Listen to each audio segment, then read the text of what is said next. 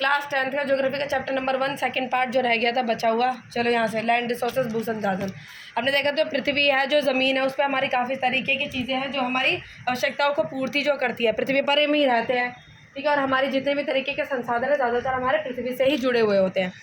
फिर भारत में पृथ्वी जो भूमि है वो अनेक प्रकार की भू आकृति, जैसे जो पृथ्वी हमारी जो भूमि है वो अलग अलग तरीके से देखी जाती है। जैसे हम कहते हैं पठार, पर्वत हो गया, मैदान हो गए, और द्वीप जो है हमारे यहाँ पर पाए जाते हैं। पर्वत और पठार में भी अंतर होता है। पर्वतों की चोटी रहती है और पठारों की चोटी नहीं होती है, वो गोल रहते हैं। पर्वतों की जो हाइट होती है वो ज़्यादा होती है, पठारों की हाइट कम होती है, ठीक है।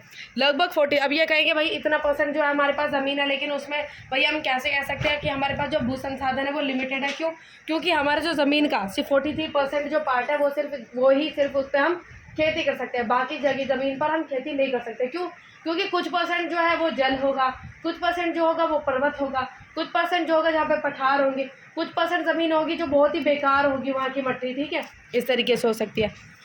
देखो 43% तो इन्होंने बताया है जिस पे हम कृषि कर सकते हैं। 40 और 30% जो पर्वत पूरे भू क्षेत्र के 30% भाग पर फैला हुआ। जो पर्वत है, जो पहाड़ है, आप जो पर्वत होंगे वो कितने % में? 30% में। 30% आपके पहाड़ हैं, पर्वत हैं आपके, ठीक। ये पर्वत कुछ बारहमासी नदियों के प्रवाह को सुनिश्चित करते हैं, पर्यटन विकास के लिए अनुकूल परिस्थितियां प्रदान करते हैं तथा पारिस्थितिक के लिए भी महत्वपूर्ण है। देश के कुल क्षेत्रफल का लगभग 27% हिस्सा पठारी। अब देखो पर्वत जो होते हैं, इन्होंने कहा जो पर्वत होते हैं उन पर्वत पे से कुछ ऐसी नदियाँ जो कुछ इस तरीके की नदियाँ बहती है बारहमासी। बारहमासी का मतलब होता है हाँ हमेशा, जो 12 महीने रहे। 12 महीने मतलब ऐसे नहीं कि बारिश के ऊपर डिपेंड करेगी, नहीं, जो 12 मासी होती है, जिनमें 12 महीनों मतलब पानी रहता ही रहता है पूरे साल उसमें, ठीक है। और जो पर्यटन के प्रकार, जो पर्वतों को देखने, पर्यटन मतलब जो टूरिस्ट होते हैं वो उन सब चीज़ों को देखने के लिए आते हैं, उनको वो आकर्षित करते हैं। आपने देखा होगा ना कि भाई ये माउंट इन सब पे चढ़ गया, इस एवरेस्ट पे चढ़ गया, इतनी हाइट थी, इतना रिकॉर्ड बना दिया। आपने देखा होगा इस तरीके के, तो पर्यटन का, और काफ़ी लोग इन सब चीज़ों को देखने आते हैं, उन सब चीज़ों को अट्रैक्ट करने का साधन है। फिर हमने देखा कि जो हमने कृषि का देखा 43%, पर्वत देखे हमने 30%। उसके बाद हम देखेंगे इसमें जो देश का जो पठार है वो कितने % हिस्सा कवर करता है? 27%। पठार जो है वो 27% मतलब 27 हिस्सा कवर करते हैं, 27%। इस क्षेत्र में खनिज, जीवाश्म ईंधन, जो आपके पठार होते हैं, इन सब चीज़ों के आपके संसाधन के लिए महत्वपूर्ण पाए जाते हैं। जो पठार वाली भूमि होती है ना, वहाँ पर ज़्यादातर आपको संसाधन मिलते हैं, रिसोर्सेस, ईंधन पठार वाली भूमि से मिलते हैं, ठीक है। जैसे छत्तीसगढ़ वगैरह, छत्तीसगढ़ झारखंड हो गया ना, यहाँ पर पठार है और यहाँ पर संसाधन वो पाए जाते हैं। वहाँ पे संसाधन जो होते हैं ना वो ज़मीनों में जो खोजे जाते हैं, माइनिंग वगैरह की जाती है, जब मिलते हैं, ठीक है। तो ये खनिजों में जो पठार होता है वो आपके खनिजों के लिए महत्वपूर्ण है। खनिज मतलब वही संसाधन वगैरह, ठीक है। ये देखिए कुछ % इसमें ऐसे हिस्सा दिखाया हुआ है। अब देखेंगे लैंड यूटिलाइजेशन, भू उपयोग, जो ज़मीन है उसको उपयोग किस तरीके से जो है वो किया जाता है। पहला वन के लिए, पहला पॉइंट, वन के लिए जो भूमि है वो किस तरीके से यूज जो है होगी। कृषि के लिए भूमि की अनुपलब्धता, कृषि के लिए भूमि की अनुपलब्धता, बंजर और कृषि अयोग्य भूमि, गैर कृषि परियोजनाओं में लगाई गई भूमि जैसे इमारतें, सड़क। इन्होंने कहा देखो, एक तो वन जो इन सब चीज़ों के लिए भूमि होती है, कृषि के लिए भूमि की अनुपलब्धता, कृषि के लिए भूमि की अनुपलब्धता मतलब ज़मीन तो है लेकिन उसमें कृषि नहीं हो रही। भाई क्यों? क्योंकि बंजर और कृषि अयोग्य भूमि, ऐसी ज़मीन जो बंजर पड़ी हुई हो, जो बंजर मतलब जिस पे मतलब जो मट्टी जो बहुत ख़राब हो रही हो, उस पर हम कुछ भी खेती वगैरह कुछ भी उगाए वो नहीं उगेगा, सब बेकार हो जाएगा। वहाँ की जो मट्टी है, जो रेत है, वो बहुत बेकार है। फिर आता है गैर कृषि प्रयोजनों में, कुछ इस तरीके की ज़मीनें जो गैर कृषि चीज़ों में लगाई गई, जैसे इमारत बना दी, रोड बना दी, मेट्रो बना दी, ट्रेन बना दी। ज़मीन तो है वो, लेकिन वो इन सब चीज़ों में इस्तेमाल नहीं होती कृषि में। तीसरा पॉइंट, पड़ती भूमि के अतिरिक्त अन्य कृषि अयोग्य भूमि। अब ये देखो, पहला वन देखा, दूसरा कृषि के लिए अयोग्य भूमि, तीसरा बताया इन्होंने पड़ती भूमि के अतिरिक्त अन्य कृषि अयोग्य भूमि, स्थायी चरागाह और अन्य गोचर भूमि, विविध वृक्ष फसलों और उपगणों के अधीन भूमि जो शुद्ध बोए गए क्षेत्र में सम्मिलित नहीं है, और कृषि योग्य बंजर भूमि जहाँ 5 से अधिक वर्षों से कोई भी खेती ना हुई हो। इन्होंने कहा ज़मीन तो है लेकिन वो भी कृषि से अयोग्य है। कैसे? पहला पॉइंट बताया था स्थायी चरगाह, जो आपने देखो जो चरवाहे जो चराते हैं उनको, जो भेड़ बकरी जो उनके होते हैं वहाँ पे चराने के लिए लेके जाते हैं, वहाँ पे कोई खेती नहीं होती, वहाँ पे ये सब चीज़ें जो उगाई जाती हैं उनको वो सब चीज़ें उखाड़ देते हैं। तो देखो उसको अयोग्य क्यों कह रहे हैं, कृषि से अयोग्य भूमि? जब इस तरीके जब जानवर उनको जो घास वगैरह जो उनको खाते हैं उनको जब उखाड़ते हैं ना, तो उसकी एक मिट्टी के ऊपर जो लेयर होती है ना, वो क्या होती है, परत, उसको खींचकर उस परत को बहुत हल्का कर देते हैं। तो जो एक लेयर होती है ना मिट्टी के ऊपर, जो उसको उपजाऊ बनाती है, जिसकी वजह से जो पेड़ है वो उगते हैं, वो खींचने से ना उसकी जो एक तो ज़मीन की जो ढीलापन है वो हो जाता है, और जब उसको खींचते हैं तो जो उसकी जो कैपेसिटी होती है ना वहाँ पे उगाने की, वो उपजाऊपना जो होता है वो ख़त्म हो जाता है धीरे धीरे, एकदम नहीं होता। वो सब चीज़ ऐसे नहीं कि ख़त्म करते, लेकिन वो जो उपजाऊपना जो उसका होता है वो क्या हो जाता है, धीरे धीरे ख़त्म हो जाता है, क्योंकि एकदम उसको खींचने से उसकी जो मिट्टी है वो उसके साथ खींच कर आ जाती है, जो उसकी ऊपर की परत होती है। ठीक है, फिर बताया उन्होंने विविध वृक्ष और वृक्ष फसलों और उपवनों के लिए अधीन भूमि, उस तरीके से भूमि जो शुद्ध बोए गए क्षेत्र में सम्मिलित नहीं है, उस तरीके की भूमि जो शुद्ध बोए गए क्षेत्र में उसमें इंक्लूड नहीं की जाती। तीसरी आती है कृषि योग्य बंजर भूमि, इस तरीके की भूमि जो इस पे 5 साल से कुछ उगाया ना होगा। आपने देखा होगा कुछ कृषि ऐसे होते हैं, जैसे कोई खेती करी उस पर, ठीक है, उस खेती को वहाँ से मतलब सब कर लिया, हटा लिया, वहाँ पे जो हार्वेस्टिंग वगैरह कर ली, फिर उसके बाद जो उसका जो बरूदा जो सब चीज़ें बची हुई होती है उसको वहीं छोड़ के उसको वहीं जला देते हैं, फिर कहीं और जाके, जिसको कहते हैं शिफ्टिंग कल्टीवेशन, आगे पढ़ोगे आप इसे, ठीक है, इसको कहते हैं शिफ्टिंग कल्टीवेशन। तो इस शिफ्टिंग कल्टीवेशन मतलब होता है एक ज़मीन से दूसरी जगह पे शिफ्ट हो जाना, वहाँ पर नहीं उगाते। क्यों? क्योंकि उसकी जो वो उसको ना 1 साल के लिए 2 साल के लिए से छोड़ देते हैं, लेकिन ऐसे करके जब हम उस ज़मीन को 5 साल तक उस पर कोई खेती ना करी गई हो तब वो इसमें आ जाएगी प्रति भूमि, जो प्रति भूमि के लिए अतिरिक्त अन्य कृषि भूमि, जिस पे क्या हो सकती है खेती की। ऐसे नहीं है कि उस पर खेती हो नहीं सकती, होगी, लेकिन उस पर 5 साल से कोई भी खेती नहीं हो रही है, 5 साल से कोई भी खेती उस पर नहीं हो रही है। तो एक तो शिफ्टिंग कल्टीवेशन होता है जिसमें 1-2 साल तक खेती के लिए छोड़ दिया, लेकिन इसमें बताया गया है कि 5 साल तक वो भूमि बंजर है, उस पर कोई भी खेती 5 साल तक नहीं हुई है। फिर आता है प्रतिभूमि। प्रतिभूमि आता है वर्तमान प्रति, जहाँ एक कृषि वर्ष या उससे कम समय में खेती ना की गई हो। देखो प्रतिभूमि जैसे वर्तमान प्रति का मतलब क्या होता है, जहाँ एक कृषि वर्ष या उससे कम समय में खेती ना की गई, जिसमें एक कृषि वर्ष जो होता है उससे या फिर उससे कम समय में कोई भी खेती नहीं करी हो, एक साल के अंदर में कोई भी खेती नहीं करी गई हो, 1 साल में जैसे कोई भी गैप छोड़ दिया हो, ज़मीन पे खेती नहीं करी गई हो, वो आ जाता है प्रतिभूमि के अंदर। कहता है वर्तमान प्रतिभूमि कहते हैं अन्य प्रतिभूमि या पुरातन पृथ्वी, जहाँ पिछले 1 से 5 कृषि वर्षों में कोई खेती ना करी हो, मतलब प्रतिभूमि के अंदर में आ जाती है। इसको बंजर नहीं कहा गया, ये बंजर नहीं है, लेकिन इसमें 1 से लेके 5 साल तक, उसने कहा 5 साल से ज़्यादा, इसमें 1 से 5 साल तक कोई भी खेती नहीं की गई है। ठीक है, ये बंजर नहीं बताई गई, लेकिन इसमें 1 से 5 साल तक कोई भी खेती नहीं की गई, इसमें आ जाते हैं। फिर आ जाता है शुद्ध निवल, बोया गया क्षेत्र वह भूमि जिस पर फसलें उगाई व काटी जाती है वह शुद्ध निवल बोया गया क्षेत्र कहलाता है। तो शुद्ध निवल बोया गया क्षेत्र होता है जहाँ पे खेती करी जा रही है और जहाँ पे खेती हो सकती है।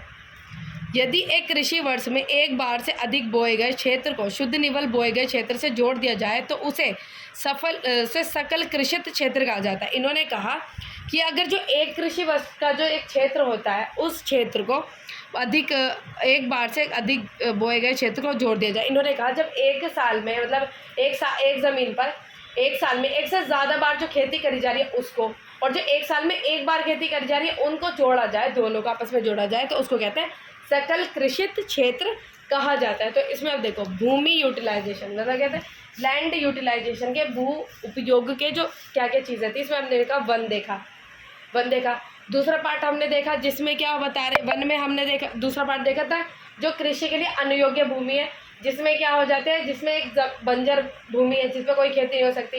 एक है कि ज़मीन है लेकिन उस पर आप खेती नहीं कर सकते क्योंकि वो सड़कें वगैरह के लिए। ठीक है, फिर हमने देखा था इसमें वहाँ पर स्थायी चरवाहे होते हैं, फिर हमने देखा था कि जहाँ पर हाँ कृषि योग्य भूमि एक भूमि है लेकिन वो क्या है, बंजर है, जिसमें 5 साल से ज़्यादा कोई भी खेती नहीं हुई है। ठीक है, फिर हम देखा प्रतिभूमि का मतलब है जिसमें 1 साल के अंदर में 1 साल के अंदर कोई भी खेती नहीं करी गई है। ठीक है, और 1 साल से 5 साल के बीच में कोई भी खेती नहीं करी है, लेकिन ये भूमि बंजर नहीं बताई गई। फिर आ जाता है हमारा शुद्ध निवल, जहाँ पर खेती करी जा रही है, ठीक है, जहाँ पर खेती हो रही है। अब हम पढ़ेंगे लैंड यूटिलाइजेशन पैटर्न, भारत में भू उपयोग प्रारूप। जो ये लैंड यूटिलाइजेशन जो पैटर्न है वो भारत का किस प्रकार से, किस तरीके से। देखो, भारत का कुल भौगोलिक क्षेत्र, जो भारत का कुल भौगोलिक क्षेत्र 32.8 लाख वर्ग किलोमीटर है। इन्होंने कहा जो भारत का जो टोटल ज़मीन का हिस्सा, जो भौगोलिक क्षेत्र है, जो भारत का जो टोटल भौगोलिक क्षेत्र है वो कितना है, इसमें 32.8 लाख वर्ग किलोमीटर, इतना एरिया है भारत के पास, ठीक है। परंतु वर्तमान में इसके 93% भाग के ही भू उपयोग आंकड़े आंकड़े जो उपलब्ध है। इसका कारण यह है कि पूर्वोत्तर प्रांतों में असम को छोड़कर अन्य प्रांतों के सूचित क्षेत्र के बारे में जानकारी उपलब्ध नहीं है। इन्होंने कहा कि हमारे पास जो जानकारी है वो सिर्फ 93% की ज़मीन की है। 93 मतलब 93% की ही जानकारी है, जहाँ पर कुछ चीज़ें उगाई जाती हैं। कुछ एरिया की जानकारी हमें नहीं दी गई है, जो पूरा रिसोर्सेज अवेलेबल नहीं है। इसके अतिरिक्त जम्मू और कश्मीर में पाकिस्तान तथा चीन अधिकृत क्षेत्रों के भूमि उपयोग का सर्वेक्षण भी नहीं हो। उन्होंने कहा कि जैसे उस टाइम की बात है जहाँ पर जब 370 के ये सब चीज़ें नहीं होती थी, बुक्स है पुरानी सी चलती हुई आ रही है, तो उन्होंने कहा इन सब चीज़ों के बारे में भी जानकारी नहीं है कि यहाँ का जो लैंड यूटिलाइजेशन पैटर्न है वो क्या है, कि वहाँ पर किस तरीके से ज़मीन को इस्तेमाल किया जाता है। आगे पढ़ेंगे हम। इसमें आता है इस भूमि में 2 या 3 वर्षों में इनको 1 या 2 बार बोया जाता है, और यदि इसे शुद्ध बोए गए क्षेत्र में सम्मिलित कर लिया जाता है तब भी भारत के कुल सूचित क्षेत्र या लगभग 54% हिस्से पर ही खेती संभव हो सकती है। इन्होंने कहा कि सिर्फ जो भारत के पास जितना हिस्सा अवेलेबल है उसमें से सिर्फ 54% ही खेती के लिए हिस्सा ठीक माना जाता है। कितना परसेंट? 54%। शुद्ध बोए गए क्षेत्र का प्रतिशत भी विभिन्न राज्यों में अलग अलग है। इन्होंने कहा कि जैसे हमारे पास जो बोई गई ज़मीन है वो अलग अलग राज्यों में अलग अलग प्रकार से होती है। जैसे पंजाब में ज़्यादा खेती बाड़ी की जाती है क्योंकि वहाँ की जो ज़मीन है वो ज़्यादा उपजाऊ है। किसी एरिया में कम उपजाऊ ज़मीन है, किसी एरिया में बिल्कुल भी ज़मीन नहीं है इस तरीके से उपजाऊ, क्योंकि कुछ एरिया ऐसे पड़ जाते हैं जहाँ की मिट्टी खेती योग्य है ही नहीं, ठीक है। जैसे बताया जाता है कि जो पंजाब है और हरियाणा उसमें 80% भूमि पर खेती होती है। कितने परसेंट? 80% भूमि पर वहाँ में खेती की जाती है, क्योंकि वहाँ की भूमि जो है वो उपजाऊ भी ज़्यादा है। परंतु अरुणाचल प्रदेश, मिजोरम जो और क्या बजाय मणिपुर और अंडमान निकोबार द्वीप समूह में 10% से भी कम क्षेत्र में खेती जाती है। देखो, अभी ये कुछ एरिया वो बताए गए जिसमें 10 से भी कम % में खेती की जाती है। यहाँ के बहुत ही कम % में खेती की जाती है क्योंकि वहाँ की ज़मीन उस तरीके से नहीं है कि उसमें खेती हो। Land degradation and conservation method. अब ये बताते हैं भूमि निम्नीकरण और संरक्षण उपाय। जो भूमि है वो किस तरीके से डिग्रेडेड, भूमि जो है वो किस तरीके से डिग्रेड होती है, बेकार होती है, और उसको हम कैसे बचा सकते हैं। देखो, भूमि जो है, देखो भूमि एक ऐसा संसाधन है जिसका उपयोग हमारे पूर्वज करते आए हैं तथा पीढ़ी दर पीढ़ी भी इस भूमि का उपयोग करेगी। मनुष्य अपनी मूलभूत आवश्यकता, भोजन, मकान और कपड़े का 95% भूमि से ही प्राप्त करता है। जो ज़मीन है वो हमारे लिए कितनी ज़्यादा इम्पॉर्टेंट है, यूज़फुल है, और हमारे जितने रिसोर्सेज हैं वो सब ज़मीन से ही हम पूरे करते हैं। लेकिन हम उसी ज़मीन को क्या करते जा रहे हैं? बेकार करते जा रहे हैं। आजकल हम देखेंगे, ठीक है। तो अब इसमें जैसे हम इस ज़मीन पर रहते हैं लेकिन हम उसी को ही कितना ज़्यादा बेकार करते जा रहे हैं। अब आपने देखा होगा जैसे भूस्खलन हो जाता है, भूस्खलन जिसको कहते हैं लैंडस्लाइड हो जाती है। तो आपने देखा होगा जैसे कहीं कोई बड़े बड़े पर्वत वहाँ पे घूमने जाता है, कहीं ठंडे ठंडे ऊँचे एरिया में, कभी आपने देखा होगा भूस्खलन हो गया, ज़मीन का हिस्सा फिसल गया है, ज़मीन जो है वो स्लाइड हो गई है, रोडों पे जो है वो पहाड़ गिर कर आ गए हैं, या ज़मीन है वो मट्टी की मट्टी पूरे रोड पे आ गई, इतने लोग दब गए। वो क्यों हो जाता है? वो इस वजह से हो जाता है। देखो, पेड़ जो है वो ज़मीन को क्या करते हैं? बांध के रखते हैं, मट्टी को बांध के रखते हैं, जड़ को पकड़ के रखते हैं। 1 पेड़ 2 पेड़ ये सारे क्या होते हैं? मट्टी को बांध के। लेकिन उसी पेड़ को हम उखाड़ देते हैं, काट देते हैं। जिस जड़ से वो मट्टी बंधी हुई थी, जिसने उसको बांधा हुआ था, वो क्या हो जाती है? वो जो उसको प्रोटेक्ट करके रखते हैं, जो उसको बांध के रखते हैं, वो क्या होते हैं? छूट जाती है। तो उससे क्या हो जाता है? जो मट्टी का जो ढीलापना होता है वो हो जाता है और लैंड स्लाइड होनी शुरू हो जाती है, ठीक है। मट्टी जो होते हैं भूस्खलन होना शुरू हो जाते हैं, ठीक है। तो ये कारण है आपके। और ज़्यादा से ज़्यादा पेड़ वगैरह उखाड़ने के कारण आपको बताए थे। वर्तमान में भारत में लगभग 13 करोड़ हेक्टेयर भूमि निम्नकृत है। इसमें से लगभग 28% भूमि निम्नकृत वनों के अंतर्गत, जबकि 56% क्षेत्र जल अपरदित है तथा शेष क्षेत्र लवणीय और क्षारीय। कुछ मानव क्रियाओं जैसे वनोन्मूलन, अति पशुचारण, खनन ने भी भूमि के निम्नीकरण में महत्व। इन्होंने क्या क्या कारण बताया जिसकी वजह से लैंड डिग्रेडेशन, भूमि निम्नीकरण हुआ? वनोन्मूलन, अति पशुचारण, देखो अति पशुचारण और खनन। देखो अब निम्नीकरण, डिग्रेडेशन, जैसे भूमि को खराब कर देना, ठीक है, भूमि को खराब कर देना, ठीक है। देखो एक हो जाता है माइनिंग। आपने देखा होगा कि कहीं पे माइनिंग की जाती है। माइनिंग का मतलब होता है कि ज़मीन है उसमें मशीनों को हाँ सुरंग सी बना के मशीनों से अंदर जाना और उसके बाद देखना कि वहाँ पे कोई चीज़ है। पहले तो क्या होता है, किसी जो सेंसर वगैरह होता है उनसे देखा जाता है कि ज़मीन के अंदर कुछ, जब उनको वो सायरन बजना शुरू हो जाता है ना, फिर वहाँ पे माइनिंग की जाती है रिसोर्सेज के लिए, यहाँ पे कुछ चीज़ें मिलेंगी। उसके बाद वो क्या हो जाता है, बड़ी बड़ी मशीनें लाई जाती हैं उस जगह पे, ठीक है, बड़ी बड़ी मशीनें लाई जाती हैं। मशीनें ला के अंदर वो उसमें मशीनें अंदर डाली जाती है, उसमें ज़मीन में डाली जाती है वो मशीनें, दर दर दर दर बोते जमा जाती है। जो दूर दूर के एरिया होते हैं ना वहाँ पे भी आवाज़ आती है बहुत तेज तेज, हिलन भी उनको भी लगती है ऐसे। जब ये बताओ कि भाई इतने दूर दूर के एरिया में वो महसूस की जा रही है, ठीक है, जब ये सब चीज़ें फील हो रही है तो ज़मीन में कितना नुकसान हो रहा होगा, ज़मीन कितनी बेकार हो रही होगी उन सब चीज़ों से। तो ये भी एक चीज़ है, जो माइनिंग वगैरह होती है ना, इससे भी हमारा क्या होता है, लैंड डिग्रेडेशन का भी एक कारण है, भूमि निम्नीकरण का भी ये एक कारण। ज़्यादातर पशुचारण, जो ज़्यादातर पशुओं को चराया जाता है उससे भी भूमि जो है वो खराब हो जाती है। हमारी भूमि का जो उपजाऊपना होता है वो क्या हो जाता है, खत्म हो जाता है। भूमि की जो ऊपर की परत होती है खिंचने की वजह से वो भी खराब हो जाती है। देखो इन्होंने बताया कि खनन कहा जाता है माइनिंग। खनन के पश्चात खदानों वाले स्थानों को गहरी खाइयां तथा मलबे के साथ खोल दिया जाता है।